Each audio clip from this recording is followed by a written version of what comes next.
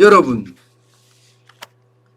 대한민국의 벼락부자 엄청 많아졌죠. 집값이 폭등하면서 벼락부자들도 굉장히 많아졌습니다. 그래서인지 가구당 순자산 순위도 여러분 장난 아니게 올라갔습니다. 작년 대비하면 10.6%나 급증했습니다. 자산이 그만큼 늘어났다는 거죠. 금액으로 보면 5억 1220만 원입니다. 2008년 그때 처음 통계가 이런 통계가 작성이 됐는데 그때 이후로 가장 많이 늘어난 거예요. 순자산이 그야말로 폭등한 겁니다. 5억대를 넘긴 것도 역사상 최초예요. 돈을 그만큼 많이 벌었다는 겁니다. 많이 벌었다는 거예요. 이게 제가 말씀드리는 것도 아니고 한국은행이 국민대차대조표를 발표를 하면서 국가의 재정 상태를 보여줬습니다. 바로 거기에서 5억 1220만 원이라는 순자산이 발표가 된 거죠. 여러분, 이 정도의 자산이면요 참 대단한 자산이에요. 여러분 한번 보세요. 2008년에 처음 이 통계가 발표가 됐다고 했는데 그때는요 2억 9,704만 원이었습니다. 이것이 지금 2020년 현재 5억 1220만 원이니까 거의 뭐 엄청나게 올랐잖아요. 엄청나게. 그것도 문재인 정부 들어와서 기울기가 더 가팔라졌습니다. 기울기가. 2017년부터 2018년, 2019년, 2020년을 보면 굉장히 기울기가 가팔라지고 있습니다. 왜 이렇게 될까요? 바로 부동산 폭등 때문입니다. 부동산이 폭등하고 여기에다가 주식시장이 엄청나게 오르면서 3,000표를 넘어서서 난리를 치면서 가계의 순자산도 그만큼 높아졌다는 의미입니다. 가계의 순자산도. 그러면 벼락부자가 그만큼 많이 생겼다는 거잖아요. 벼락부자가. 실제로 말입니다. 여러분. 이 대한민국의 국민순자산도 보면요.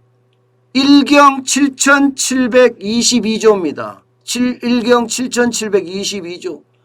문재인 정부 들어와서 7%에서 8%, 많게는 9%까지 자산이 계속 늘어났습니다. 국민 순자산도. 그러면 이게 결국 부동산이 장난 아니게 폭등했다 이런 결론이 생기지요. 이런 결론이. 그런데 여러분 문제가 하나 있습니다. 이거를 보면서 제가 이게 괜찮을까 그런 생각을 진짜 많이 하게 됐는데 돈을 안 써요. 벼락부자가 이렇게 많이 됐는데도 불구하고 여러분 돈을 안 씁니다. 쉽게 말하면 부의 효과가 나타나지 않는다는 겁니다. 여러분 주식이 오르면 소비를 많이 합니다. 부동산이 오르면 소비를 많이 하는 게 일반적이에요. 그런데 대한민국엔 지금 돈을 쓰지 않습니다.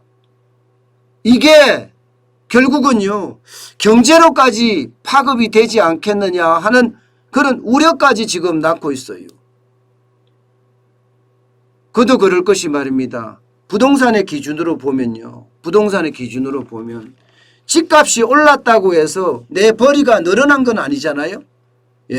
집값이 올랐다고 해서 내 벌이가 늘어난 것은 아니기 때문에 돈 쓰는 걸 주저주저 하는 거예요.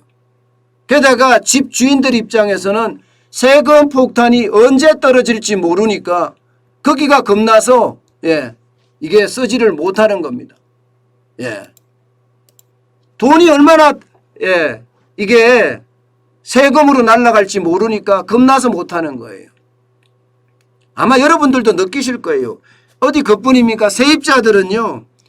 부동산 시장이 불안하니까 이게 언제 어느 때 어떤 식으로 또 폭등할지 모르니까 세입자들은 또 돈을 못 써요. 결국은 집주인은 집주인대로 돈을 못 쓰는 거고 세금 폭탄 때문에. 세입자는 세입자대로 부동산 가격이 오를까 봐. 예, 분명히 또 오르고 있으니까 실제로도. 예, 돈을 못 쓰고 계속 모아놓는 그런 형편입니다. 결국 말입니다. 예, 결국 부동산이 저렇게 올랐지만 많은 사람들은 돈을 안 쓰고 저축한다는 이야기가 되는 겁니다. 저축한다는 이야기가. 저는 이게 결국 말입니다. 시장에 저는 충격을 줄이라고 생각을 합니다. 더 심각한 것은요. 주식 투자해서 돈을 벌었잖아요. 이게 지금 비투하는 사람들이 엄청 많은데 주식 투자해서 돈을 벌은 사람조차도 부의 효과가 없다는 겁니다. 부의 효과가. 다시 말해서 주식에서 돈을 벌었는데 그 돈을 가지고 소비에 투자하지 않는다는 거예요. 소비에. 뭐 예년과 비슷하다는 거예요. 예년과 비슷하다.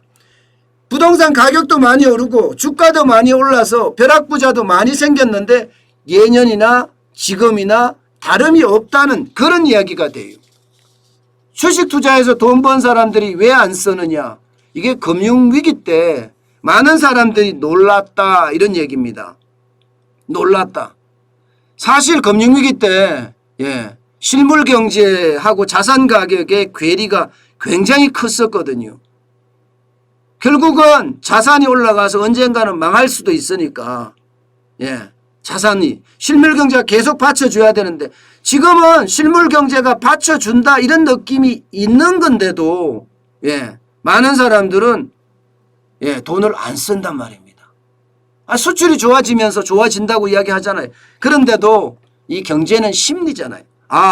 이게 주식 상승세는 결국 금융위기 때처럼 유동성 장세야. 이게 실제 실물 경제가 따라가지 못하는 장세야. 언젠가는 빠져. 그렇기 때문에 지금 돈 쓰면 안 돼. 이런 생각을 하는 거고요.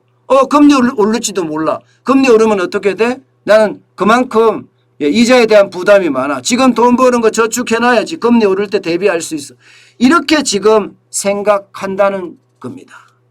결국은요. 집값이 오르고 주가가 계속해서 오르지만 활발한 소비 활동으로는 이어지지 않는다는 이야기. 여러분 이것은요. 결국이요. 소비가 위축되고 소비가 위축되면 소비 폭망까지도 가져올 수 있다. 그러면 내수가 살아나지 않는다는 거예요. 내수가 살아나지 않을 때 여기에 대한 충격은 결국 저성장으로 이어질 수밖에 없다. 이런 얘기를 지금 하고 있습니다. 사실 자산이 많이 늘어나는데도 그만큼 소비가 오히려 줄어드는 그런 모양새까지 나타낸다고 하니까 이것은요. 결국 경제 위기로 갈 수 있는 단초가 아닌가 뭐 그런 이야기도 계속 나오고 있습니다.